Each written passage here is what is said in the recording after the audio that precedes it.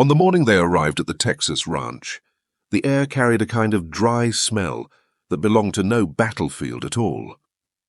Flat land stretched out in every direction, no gravel trenches, no iron shards, no scorched reek of ground baked by bombardment. Enzo Moretti sat in the back of the truck, clutching the canvas bag assigned to him as if he were holding on to the last scraps of all his old habits. He had worked at a food processing plant near Rome, then been drafted into a supply unit, spending long stretches in North Africa handling canned goods, flour and fats. On the road, he had seen packaging go mouldy in the heat, labels peeling off in damp, cartons twisting and collapsing under their own weight. He knew the mess that came from unstable packaging, and he was used to reading, from experience, when some barely maintained order was all that kept things together. An order that seemed natural, even inevitable in wartime. When the American truck stopped at the entrance to the ranch, he kept telling himself the same thing. The enemy's abundance was only temporary. The war would soon enter a stalemate. Their supply gaps would eventually show. If he could just hold on until that day, perhaps the factories of industrial Europe would regain the upper hand. Those thoughts let him preserve a fragile but stubborn pride amid foreign dust. A few American soldiers motioned for them to get down and pointed toward the barracks set aside for the prisoners. The ground was covered in gravel, and the crunch under his boots was crisp and dry, nothing like mud. As Enzo walked, he heard a steady, even, unhurried mechanical sound. He turned toward it and saw a Ford Ferguson gasoline tractor approaching from deeper in the ranch. The machine barely vibrated. Its wheels or treads threw up no dramatic clouds of dust, and the exhaust was short, clean, and regular. At the wheel sat a rancher of about 40, loose in posture, as if he were handling a daily household chore rather than a piece of equipment that had to be coaxed into working. Enzo stopped without meaning to. In North Africa, he had watched countless under-lubricated army trucks struggle to crawl forward and seen engines forced to work past their limits just to save fuel, every noise carrying the tremble of an imminent breakdown. This tractor, by contrast, sounded like something that had been tuned again and again, every part designed to endure long hours of operation. The Italian and German generals walking with him had no comment. They had long since learned to use silence as a shield of dignity, as though even looking too closely might be taken for envy. But Enzo could feel the faint change in their breathing, that tightness that comes to people who have spent years leaning on inflated production figures and embellished output reports, when they are suddenly confronted with a machine whose stability makes them uneasy.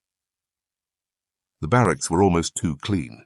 Neatly made wooden beds, blankets folded in order, and in the corner, a set of white porcelain flushing toilets made Enzo feel, for a fleeting moment, as if he had stepped into some staged demonstration. He noticed there were no cracks in the tank's ceramic surface, and the metal handle was shiny, free of rust. This meant it was not a hastily installed wartime fixture, but an ordinary piece of household equipment. Most unsettling was how self-explanatory it all was. Press the handle. The water came down in a precise, steady flush, without the weak pressure or foul backflow so common in army latrines. This convenience was not a luxury. It was the expression of a life that had never been interrupted. After roll call, the prisoners were led to the yard outside the kitchen to receive their work assignments. Before assigning tasks, the rancher's wife looked them over and suddenly asked a question that, logically speaking, did not belong to any prisoner management system. She glanced at the men in the front row and said in a natural, almost offhand tone, "What did they want for breakfast? Milk, juice, or coffee?" For a moment, Enzo felt something in him being gently pried open. He was not used to anyone asking about preferences, and even less used to supplies being distributed not by rank, quota, or storage balance, but by what you feel like drinking. In his experience, the supply system was never about choice, only obedience, never about individuals, only portions. The generals said nothing. Their silence carried a tired refusal, as if admitting a preference in beverages would be the same as conceding that the old hierarchies had collapsed. Enzo, after a brief hesitation, asked for milk. The gesture seemed accidental, yet somewhere inside he felt a faint, undeserved shame, as if he had surrendered the last shard of an old order before a nameless new one. At the time, all these tremors were still small. He still believed that what really decided victory was not tractors or toilets, but the output of heavy equipment and strategic materials. The storeroom was in a long wooden shed behind the kitchen, unremarkable from the outside. The sun had bleached its walls, making it look like some weathered structure long overdue for repairs. At first, Enzo paid it little attention. He assumed it was just storage for flour, salt, and dry goods, simple in layout, damp in the air, not so different from rear depots on the North African front. But when he opened the door, the piercing dryness of the air inside made him halt. There were no scattered grains, no scraps of paper, no sour odor from spoiled food. Row upon row of shelves stood straight, filled with a density that looked meticulously calculated. The most striking section was 2 entire rows of cereal boxes, all emblazoned with a cartoon character. On them, a smiling yellow rooster held a bowl piled absurdly high with crisp flakes, backed by bright morning light and exaggerated heaps of grain. The cheerful colors had almost nothing to do with wartime supplies. They did not look like food prepared for survival, but like breakfast designed to appeal to children. In Enzo's experience, wartime packaging was pared down as far as possible, all decorations stripped away to save ink, paper, and production steps. But here, the artwork was not only intact, the colors were precisely registered, the lines sharp, with none of the misalignment that came from printing too fast. He took one box from the shelf. It did not tear, did not bend. The creases at its corners were still crisp, as if frozen at the moment it left the machine. He pressed the side lightly. The board felt denser than the Italian paper stock he knew, light yet firm, resisting deformation under pressure. More puzzling still, the glue line showed no overflow, no ripples from uneven adhesion, and even the folded closure was perfectly aligned. On the bottom he saw a string of black digits, batch and production date. His factory-trained instincts told him this was not a hand-stamped mark, but a batch code printed as part of the process, proof that the packaging line itself had marking capabilities instead of relying on a late-stage manual operation. It meant every box in the supply chain could be traced, unlike in the African theater, where batches were distinguished by handwriting or random rubber stamps. None of this fit any of his prior experience. He knew cartons were the very tail end of the industrial chain, the cheapest, least respected piece in the food process. Precisely because of that, the better the carton, the more it revealed about the solidity and standards of everything upstream. He lifted the box to his nose. No mustiness, no harsh ink smell. Completely dry board. That implied transit had been exceptionally smooth. No soaking rain, no baking heat, no seepage in the hold, no crushing in storage. Turning the box over, he found a nutrition panel on the back. The tidy fonts listed calories, protein, sugar, vitamin fortification, and even information about the origin of ingredients. That level of transparency was rare even in peacetime back home. For a while, he did not move.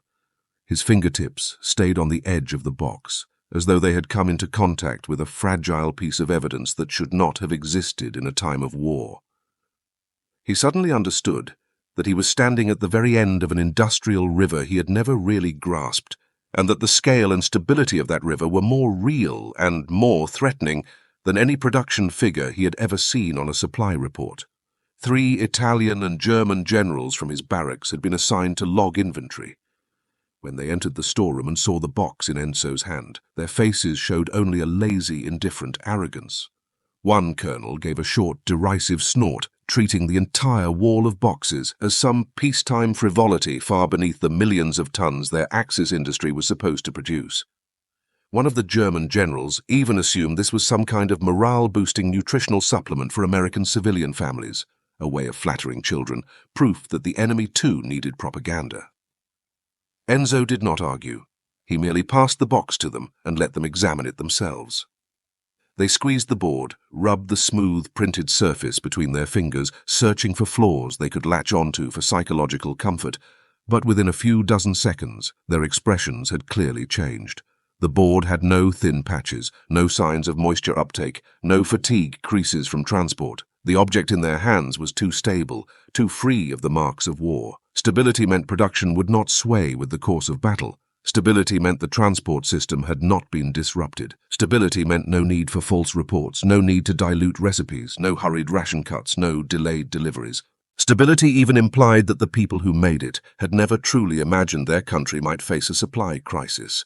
One of the German generals set the box back on the shelf and drew a deep breath. He seemed to want to say something, but in the end he simply turned away. His retreat did not look contemptuous. It looked like someone forced to acknowledge a fact he was not ready to face. In the days that followed, Enzo kept catching himself glancing toward those 2 rows of boxes. They remained exactly as they had been. Straight, unbowed, untouched by moisture, unwarped by handling. Their mere presence quietly declared a reality he could not yet quite articulate. Behind the enemy's food products was a vast, durable, finely woven system, still running in wartime as if the war had not diminished it at all. By the 3rd week, the discomfort those cartons caused was no longer an isolated feeling. It began to connect with other everyday details on the ranch, like the lines of a slowly unfolding diagram, letting Enzo glimpse a scale he had never seen in Europe. He had thought the box was just a disposable shell at the end of the process. He had not expected it to be linked in hidden ways to every part of ranch life. The smooth output of the tractor, the constant dryness of the storeroom, the way the kitchen distributed food, the calm way the household treated time and resources.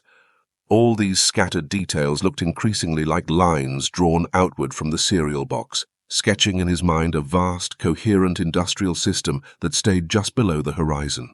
The first thing that made him realize there was more beyond the packaging was the ranch's morning rhythm.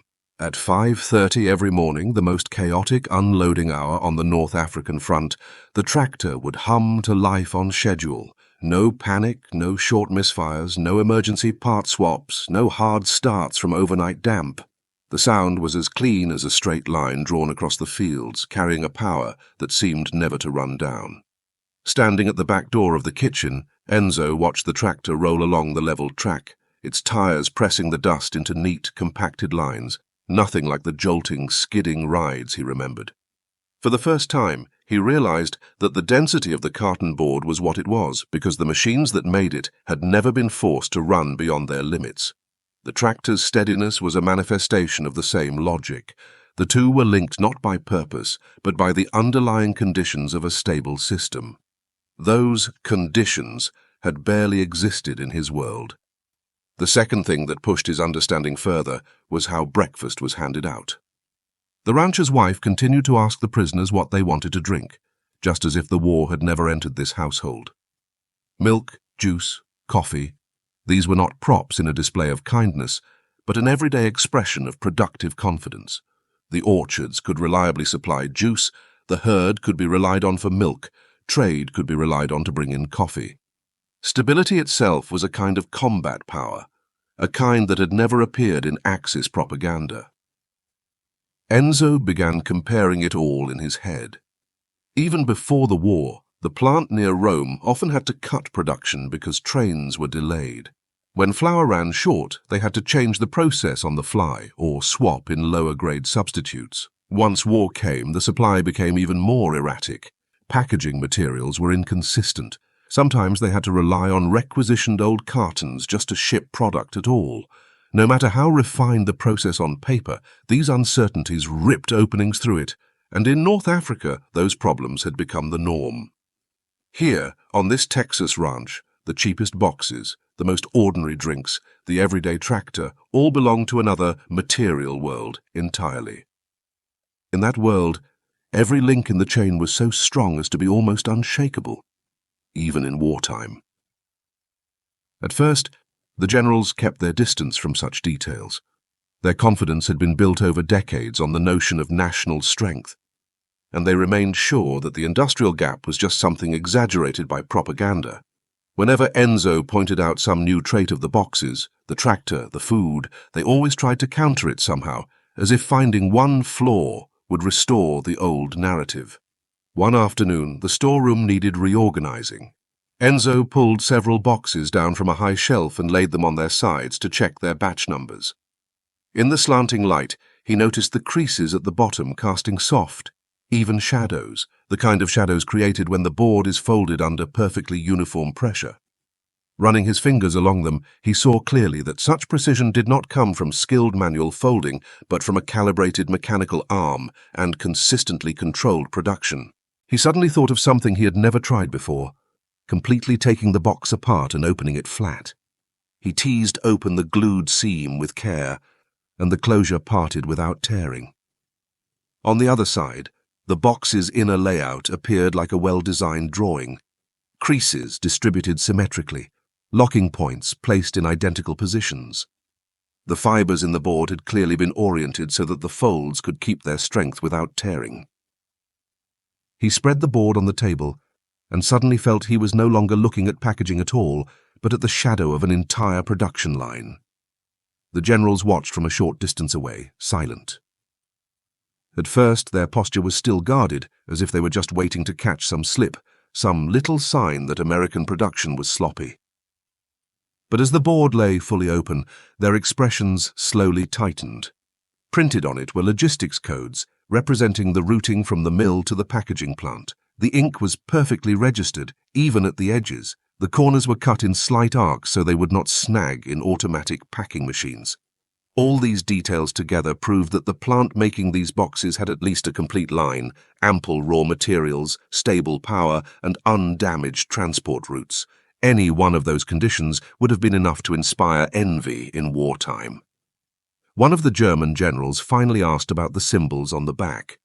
Enzo did not explain. He merely turned the board so the man could see for himself.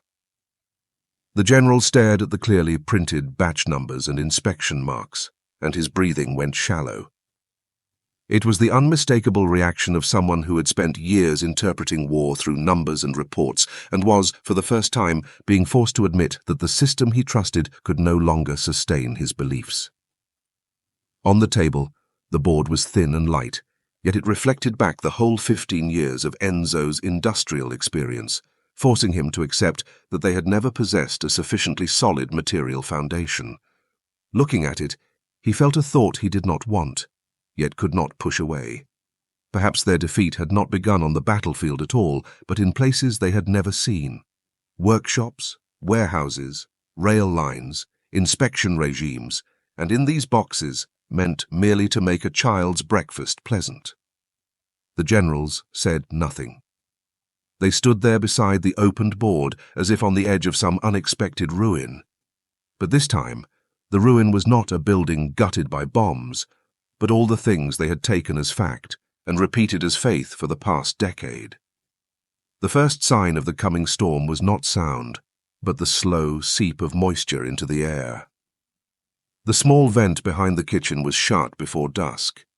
The dust under the eaves settled under the weight of humidity like fine sand sinking to the bottom of water. Enzo first sensed the change as he moved dry goods. His palm felt the wood of the shelves softer than usual, but not swollen, not fuzzy, as if wrapped in exactly the level of damp the building had been designed to absorb. His eyes went instinctively to the 2 rows of cereal boxes at the back. The light, dimmed by thickening clouds, flattened their bright yellows into a subdued matte, like pigment bleeding faintly through canvas. Strangely, there were still no swollen edges, no bulging seams. The boxes stood steady, as if the moisture were passing by them, rather than through them. The rain had not yet fallen, but humidity at this level would already be enough to throw any frontline warehouse into disorder. The radio in the kitchen came on, a short weather bulletin, the voice faintly crackling yet precise like a straight edge drawn across a map. The rancher set down his cup the moment he heard the alert. The gesture was simple, without hesitation. He stepped outside. The door thudded shut behind him like metal against wood pegs. No shouted orders, no panicked calls, no hurried warnings. It was as if some invisible checklist already existed in the air. All that was needed was for a person to touch one point, and the procedure would unfold by itself. The tractor started up again. The engine sounded just as it had in the morning, same rhythm, same ease. The shift in temperature had done nothing to its ignition or fuel supply. This was the fact Enzo least wanted to accept. Stability here was not luck, but the default capability of machines. In his world, machines were fragile, temperamental, at the mercy of conditions. To keep them running, you needed extra labor, improvised repairs, clever tricks, and prayer. This machine seemed to have never known any of that. It had been built to live with the weather, not fight against it. The rancher and two young hands walked the drainage ditches. With hooked poles, they dragged out leaves and grit, their movements unhurried but precise, as if every likely clog point lived in their minds as a coordinate. The ditches themselves showed no sagging from age and ran out to the edge of sight like a hidden road that had been regularly maintained. No massed labor, no slogans, no frantic dismantling and shoring up. The way a farm received a rainstorm was more composed than the way many armies handled a supply crisis. Enzo waited under the eaves for a long time. The clinging damp brought back the coast of North Africa. There, warehouses were kept dry, with empty drums and ragged tarpaulins, and any small change in humidity turned flour sacks into seeping blocks overnight. Here, the storeroom floor showed no infiltration at all, and the wall corners had no bulging plaster. It was as if the air were being held up by some preset order that kept moisture at the surface and out of the substance of things. In the end, the rain came. At first it tapped lightly, like coins dropped on a bronze tray.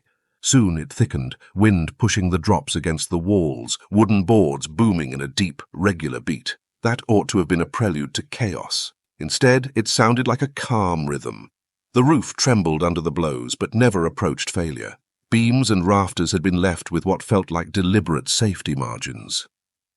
At the height of the downpour, Enzo slipped into the back of the storeroom. He had to see for himself how the boxes behaved in this humidity, though he knew to any outsider the act would look meaningless.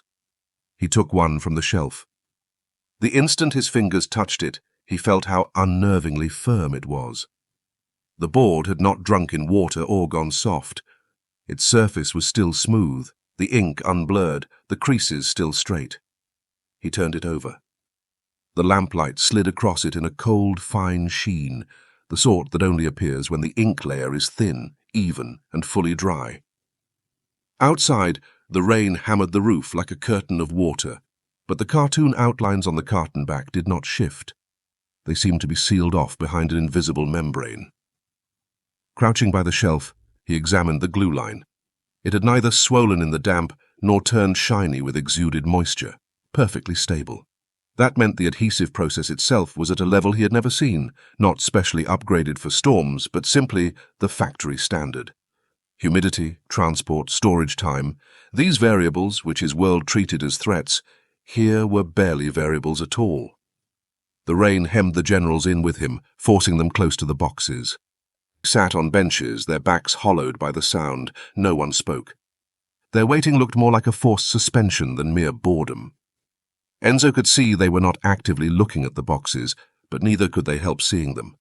That wall of precisely made, smooth-surfaced packaging sat beside them like silent testimony, holding some fact they did not wish to confront. The rain thickened. Outside, the ditches filled with running water. The sound was clean and even, with no hint of blockage, like rain finding its path in a system that had been fully prepared. Enzo realized he was standing inside a normally functioning national capability, and that the storm was not a threat, but a test. The light carton rested lightly in his palm, like a tool he had stumbled upon. Its cereal had long since been eaten, but the box seemed to hold a different, hidden content. Not food, but a concentrate of order. Its existence showed that production, transport, inspection, storage, distribution, and consumption, 6 words that had always stood apart in his experience, were not separate here, but linked. This was the shock he could not bring himself to say aloud to the generals. What they had lost was not just a particular battle, but the unbroken chain behind this box. The rain kept falling on and on like a cool, relentless reminder. There was nowhere in their system that could endure something as simple as this rain. Toward midnight, the storm reached its peak. Outside, water sounded like a buried current, heavy and continuous, never pausing. The wooden walls sighed under the damp, a low, steady breathing in the grain as they absorbed the pressure. Enzo sat beside the boxes, his fingers lightly on a crease along the side. The humidity sharpened his touch so he could feel the board's faint but steady springback. That resilience seemed like an inherent resistance, belonging neither to wartime nor to luck, but to some deeper material logic. He did not notice at first that the generals were watching him from the far end. Strictly speaking, they were not watching him, but the carton in his hands. They sat straight-backed yet bent by the rain's pressure into silence. It was not ordinary dejection, nor the sorrow of captivity, but something that had been overdue for years and was now pressing in without mercy. The rain muffled all retreat. The back of the box still faced the light, the cartoon outline remaining unnaturally steady in the humid air. The barn walls shivered faintly, the tractor was pushed into its shed, the ditches channeled rain away, and the boxes stood undisturbed. Steadiness converged from every direction, and they could no longer look away. Enzo refolded the flattened board. He pressed along the creases, and it returned coldly, almost mechanically, to its original shape. No cracks appeared at the folds, no white fibre tears of fatigue.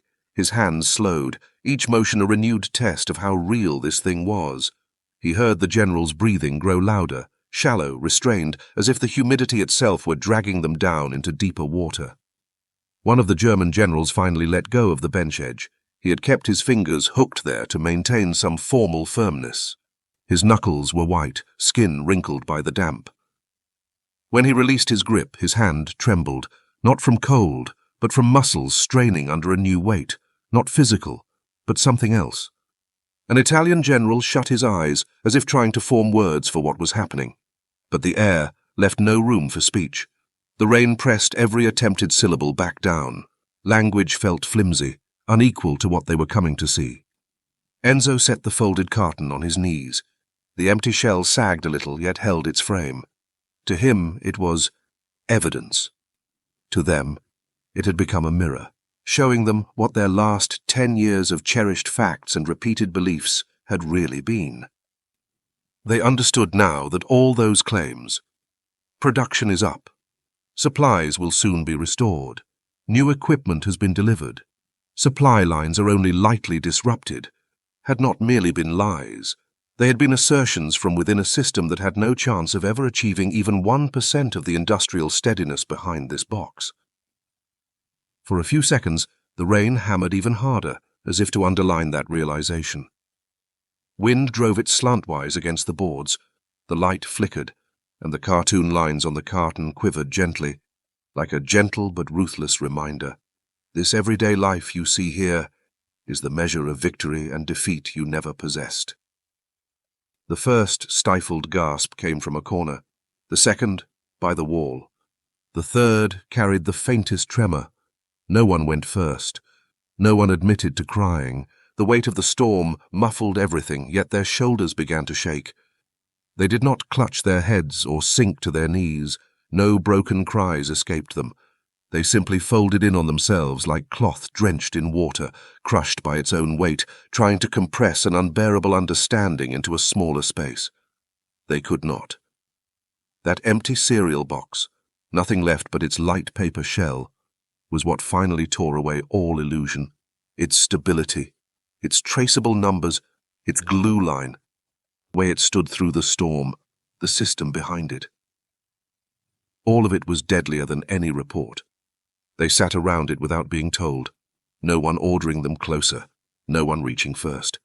The box sat in the middle of the bench, light falling into its hollow, making the shadow there look like a deep trench, and they stared into that trench, starting to understand they were not analyzing the enemy's strengths, but looking down into the real bottom of their own country's long-hidden truth. One of the full generals raised a hand at last and pressed it to his brow, as if forced by that long silence. No sound left him, but his chest shook. Another locked his fingers behind his neck, as though countering a headache, but the gaps between his fingers betrayed the collapse within. They were not crying over lost battles. They were crying because, for the first time, they truly understood what defeat meant. The real defeat was not the day they were captured, but the moment they realized that the national capacity behind that box was something no amount of orders, sacrifice, or technical breakthroughs in their own system could touch. Enzo said nothing. He simply lowered the box from his lap to the floor, setting it upright. In the roar of the rain, the carton remained silent, and that silence was harsher than any sob. It was like a verdict written long ago, only now at last being read. The rain stopped by morning. The air was still damp, but nothing in the storeroom was warped or ruined. The ditches were clear, the tractor started as usual, and from the kitchen came the clink of metal as the rancher's wife prepared breakfast. The cereal box stood straight on the shelf where it belonged, part of a system that would go on functioning after the war. The generals passed it without a word. They no longer tried to explain, no longer hunted for flaws, no longer recited old glories. Their footsteps were almost soundless, as if they feared disturbing the box or the ruins that had just crumbled inside them. Years later, in interrogation rooms or memoirs, when they tried to explain their misjudgments, they attributed that night to insufficient intelligence, strategic miscalculation, delayed decisions. The real scene, the real sound, the real collapse. Only Enzo remembered. The year he returned to Italy, the rebuilding food plant still echoed with iron pipes and wheezing machinery. He described to new workers, over and over, the creases and glue lines of that box, but never mentioned the generals weeping. The tears, he knew, did not matter. The box did. The structure of its fibers grew into a new measure inside him, showing that a nation's true strength does not lie on the battlefield, but in the rain, not in shouting, but in the unbroken chain behind a box of cereal. He never forgot the moment those generals really grasped their defeat. Not when they heard any surrender order, but when they sat around an empty cardboard shell and could no longer flee from a kind of order their country had never possessed.